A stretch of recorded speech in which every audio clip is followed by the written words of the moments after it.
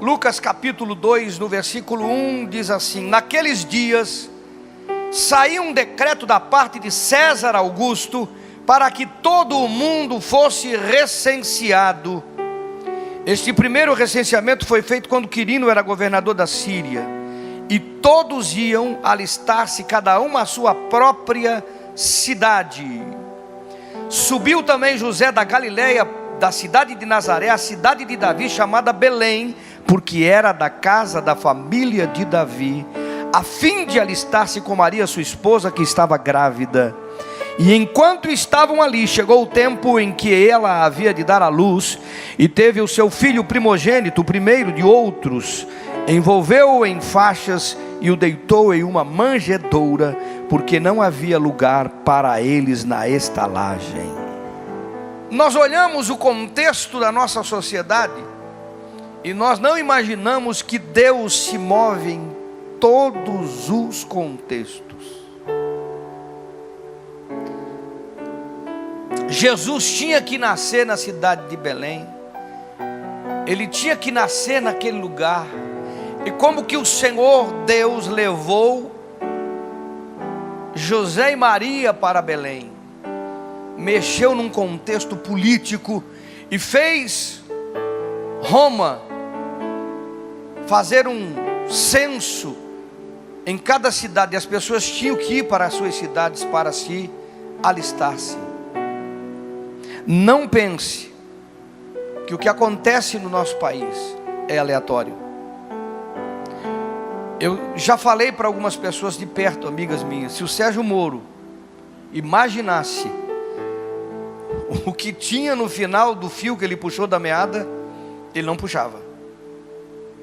Sérgio Moro foi o instrumento que Deus usou, porque Ele ama esse país, porque Ele ama as nossas vidas, para não deixar ele chegar aonde iria chegar, na mão deste ex-governo, que tem contexto no inferno, e que nós estamos vivendo as sequências ou as consequências disto, e que pela misericórdia de Deus o Senhor possa mudar isto, 100% a nosso favor.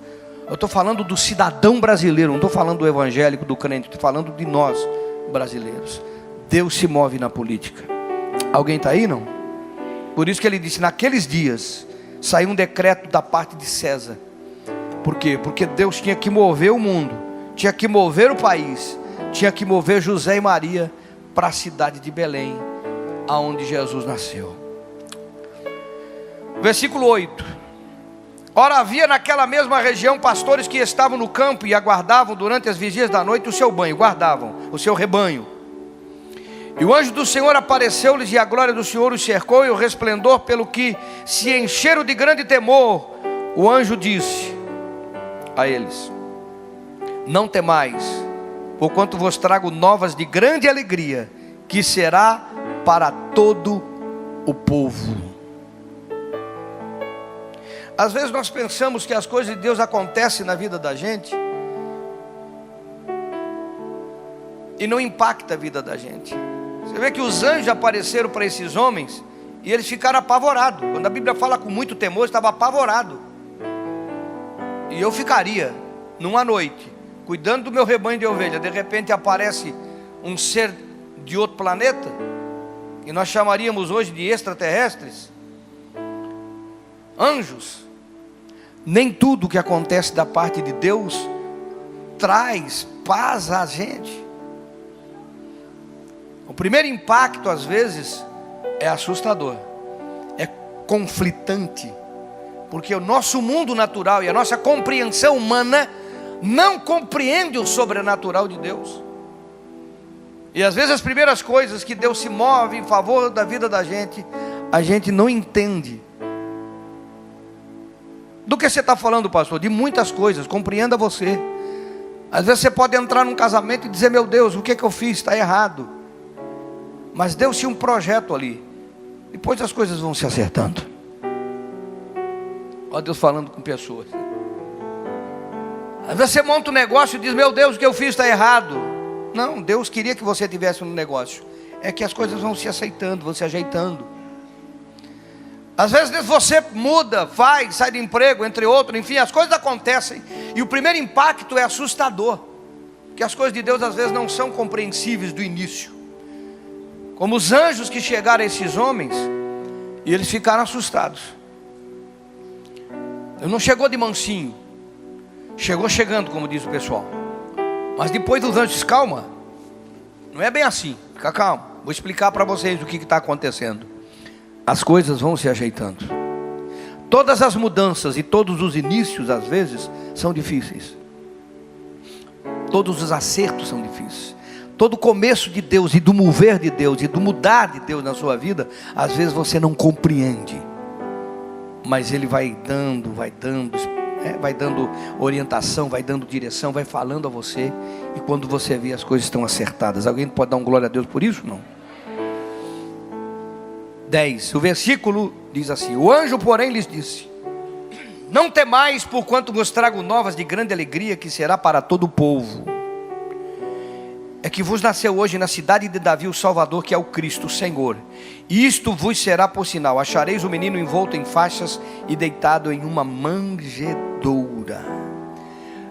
Os anjos precisavam provar para esses pastores no meio de um pasto à noite, de madrugada, que o que eles estavam falando era verdade. O ser humano tem uma tendência de incredulidade assustadora. O ser humano tem uma tendência de duvidar. O anjo veio falar para o cara e disse: olha, eu vou dar um sinal para vocês saberem que o que eu estou falando é verdade. Alguém entendeu ou não? Então dá um sorriso, pelo menos um glória a Deus. Finge que entendeu então, pelo menos. Cara, o anjo veio falar para eles. O céu se abriu, o anjo falou para eles: mas eu vou dar um sinal, para vocês não acharem que nós estamos brincando de revela alguma coisa com vocês. Porque o ser humano tem uma tendência de duvidar das coisas de Deus. Às vezes você fica pedindo coisa sobrenatural para Deus. Às vezes o anjo fala e as pessoas não creem. Deus usa pessoas, usa situações, usa circunstâncias, as pessoas não creem. Nós temos obstinação natural de duvidar do sobrenatural. É nossa tendência, pastor. Meu Deus. Digo, bater um sinal, vai uma criança numa manjedoura, enliada em faixas, a idade tal. Versículo 13: então de repente apareceu junto ao anjo grande multidão da milícia celestial, louvando a Deus e dizendo: glória a Deus nas maiores alturas, e paz na terra aos homens de boa vontade. E logo que os anjos se retiraram deles para o céu, diziam os pastores uns aos outros: vamos já até Belém e vejamos isso que aconteceu, que o Senhor nos deu a conhecer. Diga glória a Deus. Eu gosto dessa parte. Eu não pude falar isso lá na Expoville, mas eu gosto muito dessa parte. Quando Jesus chega, irmãos, tudo que era importante na sua vida fica em segundo plano. A pessoa que tem uma experiência com Deus, a sua vida muda de tal maneira que tudo que era importante deixa de ser importante. Mas por que você está falando isso, pastor? Porque os caras estavam acordados à noite, cuidando das ovelhas, porque tem bicho que come ovelha à noite, e de repente se deixa esses bichos aí, nós vamos lá para Belém ver o que aconteceu, porque Jesus nasceu, não é mais importante as ovelhas, elas ficaram lá, mas nós vamos até Jesus. Desde o nascimento, as pessoas que têm a notícia, que o recebem, mudam o seu comportamento. Alguém pode dar um glória a Deus aí? Não. Desde o seu nascimento, as pessoas largam o que era importante para cuidar do que é muito mais importante. Jesus veio para mim. Uau! Dá um sorriso, finja que entendeu. Dá um glória a Deus assim, forte. Foram, pois, 16, a toda pressa, tchau para as ovelhas. Ficou ninguém para contar, meu irmão. E acharam Maria e José, e o menino deitado na manjedoura. Por que acharam Maria e José? Porque Jesus sempre vai chegar até você através de alguém.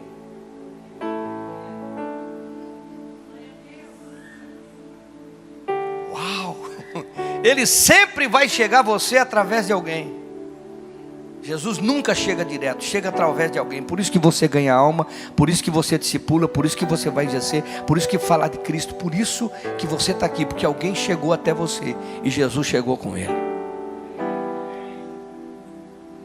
E vendo-o divulgar uma palavra que acerca do menino lhes fora dita, e todos os que a ouviram se admiraram do que os pastores lhes diziam. Meu irmão, foi um frenesi. Isso estava bombando no Face, no Instagram, que estava pegando fogo aqui.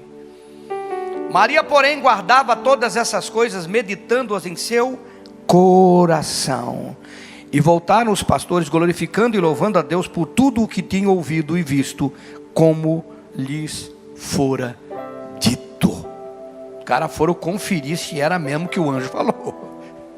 Porque o ser humano tem uma tendência de incredulidade terrível, irmão. Até anjo falando, as pessoas ainda têm dúvida ao que Deus está dizendo. Alguém está aí, não? 700 anos antes foi anunciado por Isaías no 7,14 o nascimento, ele se cumpriu. Hoje, mais de 2000 anos depois, ele continua sendo um mistério revelado a pessoas. Eu falei lá que os anjos não anunciaram a governador, não anunciaram aos sacerdotes, não anunciaram ao imperador, não anunciaram aos levitas, não anunciaram às pessoas eminentes e importantes, mas anunciaram a pessoas simples, pastores que estavam cuidando de ovelhas. E a primeira coisa que nós ouvimos e aprendemos é que Jesus veio para os improváveis, os que vivem à margem também. Ele nasceu na cidade, mas alcançou os que estavam à margem. A segunda coisa que aprendemos é que estavam trabalhando. As coisas que Deus fala conosco na nossa vida acontecem no dia a dia. O que eu estou dizendo é que não precisamos parar para Deus ministrar a nossa vida. Deus ministra a sua vida na sessão, no escritório, no balcão, se você trabalha no balcão. Ministra a sua vida lá, né, no chão da fábrica. Ministra a sua vida dirigindo, se você trabalha dirigindo. No escritório, vendendo, atendendo. Deus ministra a sua vida onde você estiver. Você só precisa ter a liberdade, dar a liberdade para Ele. Quando nós paramos para cultuar a Deus, que no caso está aqui no domingo à noite, no primeiro, no segundo culto, nas reuniões que fazemos durante a semana, nos GCs, quando a gente vai nos grupos de crescimento, quando nós paramos ali, é muito bom a gente parar, é concentrado, existe uma promessa que houver 2 ou 3 ali, eu estarei no meio deles, mas o Senhor não depende dessas coisas para ministrar a nossa vida e trazer coisas novas na nossa vida. Eu quero dizer que até os que estão de férias, dirigindo, passeando, estão na praia, se estiverem conectados, Deus ministra as suas vidas. Porque esses homens estavam trabalhando longe, à margem. Deus nos mostra as coisas novas todos os dias, no dia a dia. Dona de casa, raridade hoje, mas grande maioria, pode estar na pia lavando a louça, pode estar no fogão fazendo a comida, pode estar no tanque, pode estar botando a roupa na máquina de lavar. Não importa, pode estar varrendo, passando pano, aspirador. Ali Deus ministra a sua vida e faz coisas novas por você. Terceira coisa que aprendemos lá é que eles estavam acordados. Terminamos ali. E para eles estarem acordados de madrugada, eles tinham uma motivação. E quando a Bíblia fala de acordado, não está falando de físico, está falando de espiritual aqui, porque Paulo disse no Coríntios: há muitos que dormem, fracos, lembra da ceia? Fracos, doentes e muitos que dormem, mas eles estavam acordados. Uma das coisas que levou os anjos até eles é que eles estavam acordados. E muitas vezes Deus não pode fazer algo novo na nossa vida e revelar algo novo na nossa vida, porque espiritualmente nós estamos dormindo. Como eu falei, não importa se está no caminhão, se está dirigindo, se está no balcão, se está limpando a casa, se está no escritório, se está vendendo, enfim, não importa o teu segmento, onde você estiver, se você estiver acordado, espiritualmente atento, muitas coisas Deus ministra a sua vida e seu coração. Eu já parei carro para gravar a mensagem que eu preguei aqui. Eu já chorei dirigindo, a pastora estava junto.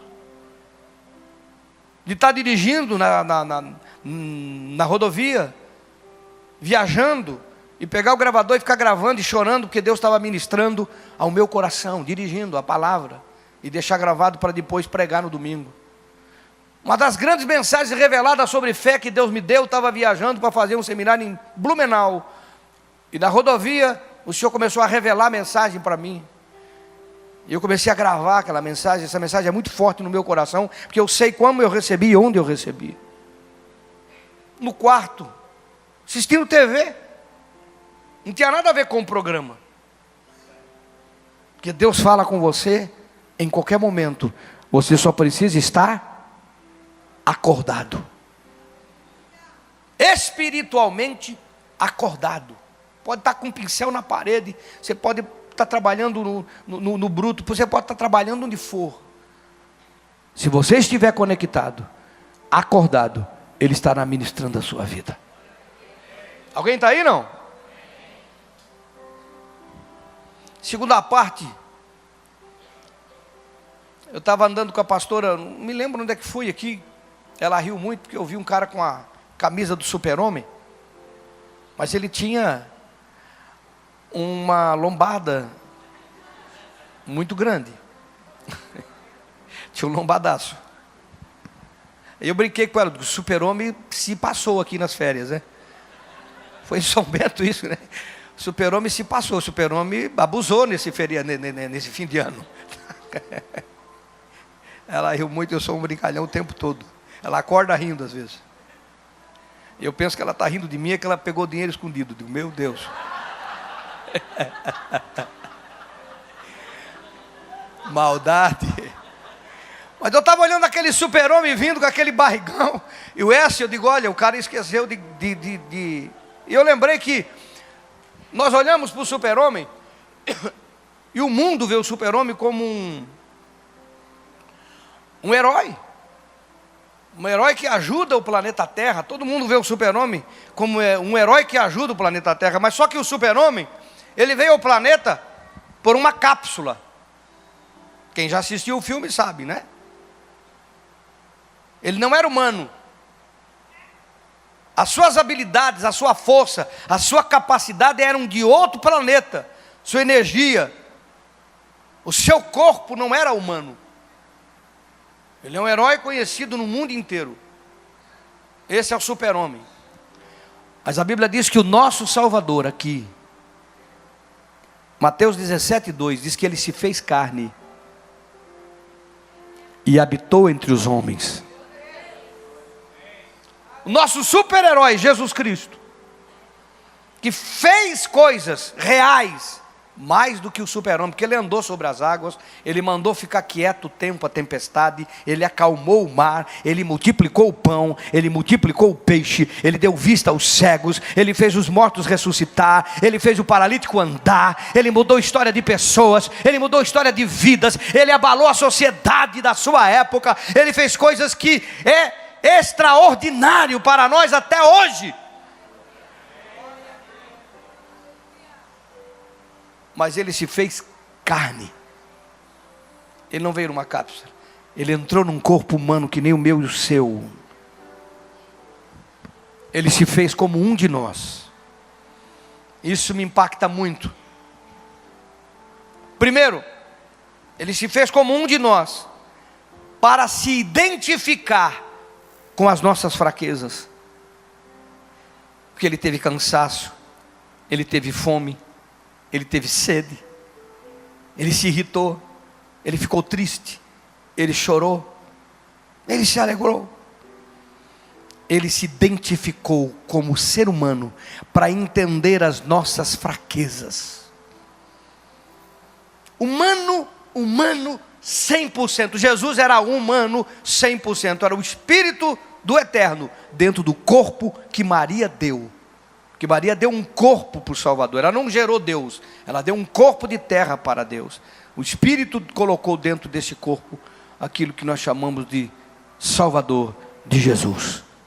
E ele viveu como homem, sentiu dor, sentiu tudo que nós sentimos, sofreu tudo que nós sofremos. No Getsemane mostrou o ápice da sua humanidade, dizendo: Pai, se possível, passa de mim esse cálice. No templo mostrou o ápice da sua humanidade, quando pegou o chicote e tocou todo mundo do templo, e expulsou os cambistas, os que vendiam, os que trocavam dinheiro, e meteu o pé em todo mundo e disse: sai daqui, casa do meu pai não é casa de comércio, é casa de oração. Humano, para que quando você ora, quando você clama, Ele sabe o que dói, porque Ele foi humano.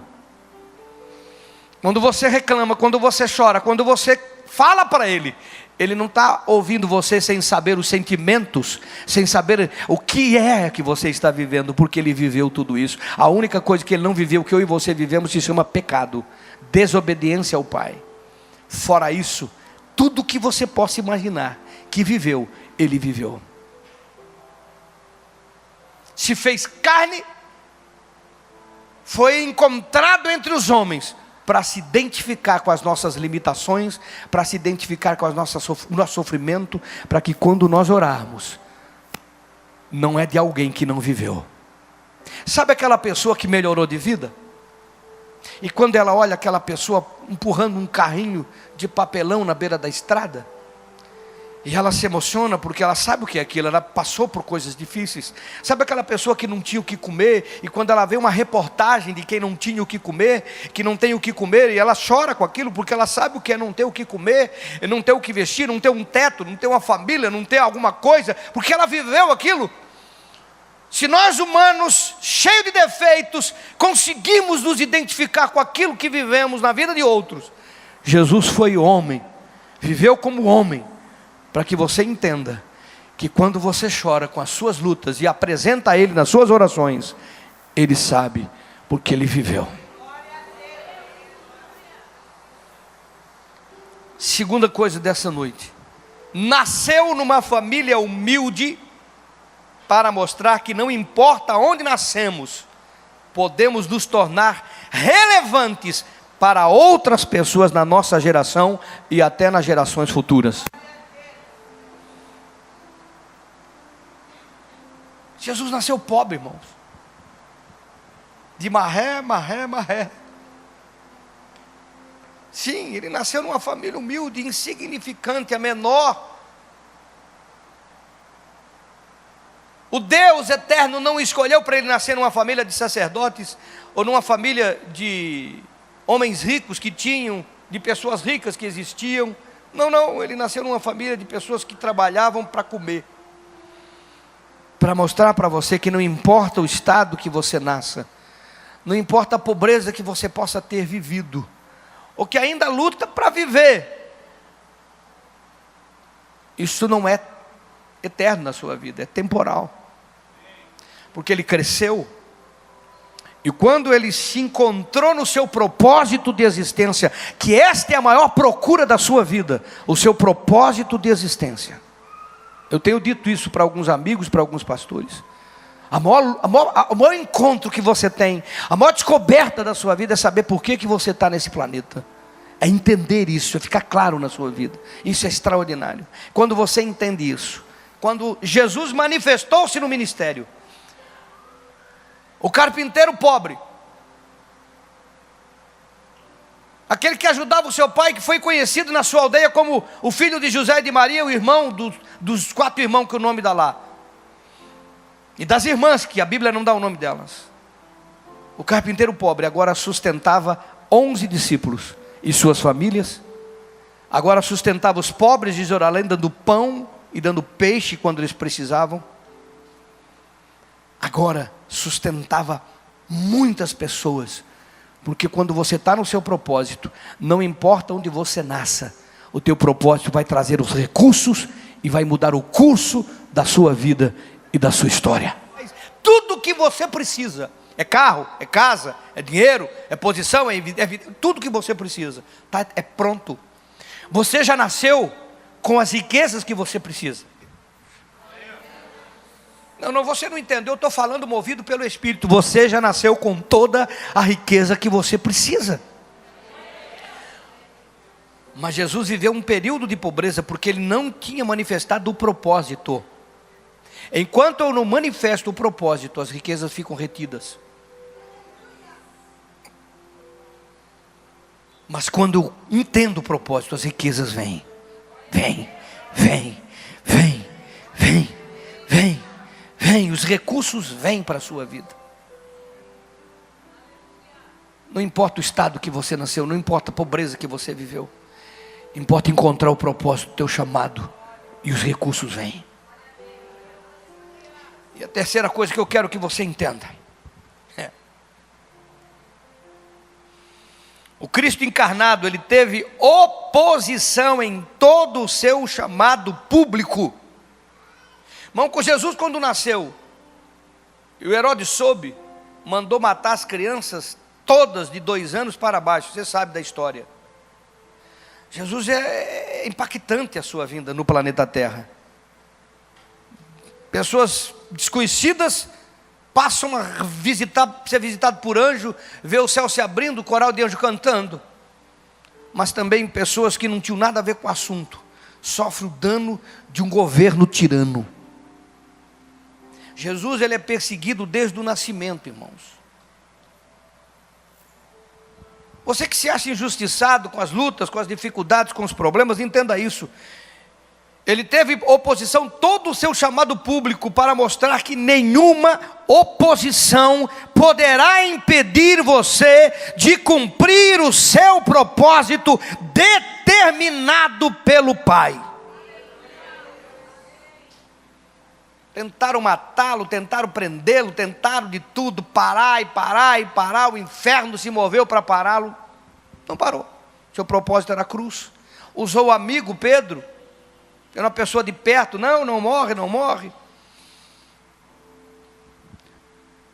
Não importa a humildade, não importa o que for, não importa o que você enfrenta, quando você está no propósito, ele se cumpre.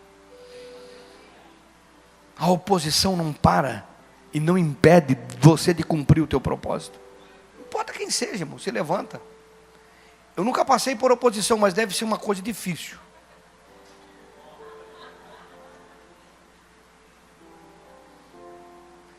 Acho que eu nunca passei um dia sem oposição. Uma hora está no Instagram, outra hora está no Face, outra hora é telefone, outra hora é alguém que conta, outra hora é um vizinho, um fala, um critica, um murmura, um difama, um perturba, um critica, um calunia, o outro persegue. Eu estou aqui. Continuo aqui, irmão.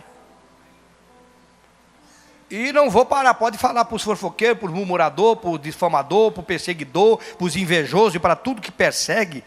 Entra na fila porque eu não vou parar.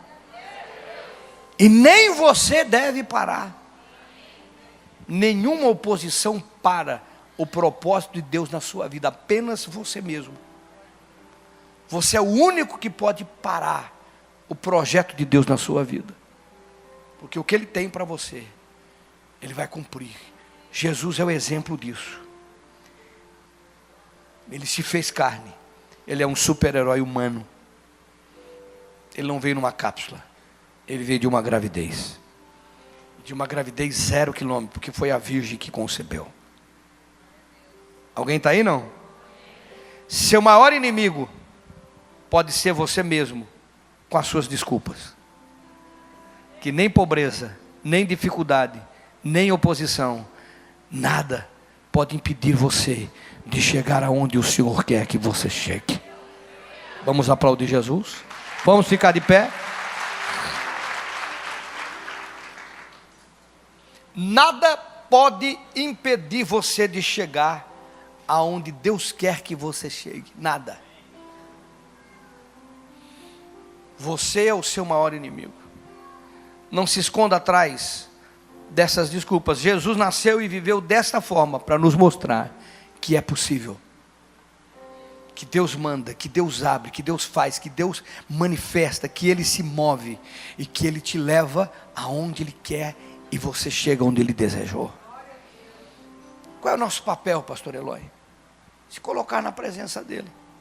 Deixar Ele falar conosco no dia a dia, como Ele falou com os homens, cuidando das ovelhas.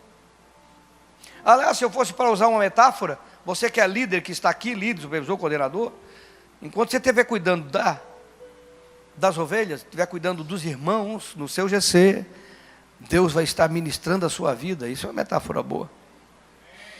Não há nada que impeça o Senhor de falar, de mostrar, de revelar. Não se veja como improvável, porque Deus se revela aos improváveis. Não pense que com você não vai acontecer, porque vai acontecer com você. Não pense que existe alguma coisa difícil para Deus. Não há nada difícil, Ele faz. Ele se identificou com a nossa humanidade. Ele tem um projeto para a sua vida. Eu quero orar por você.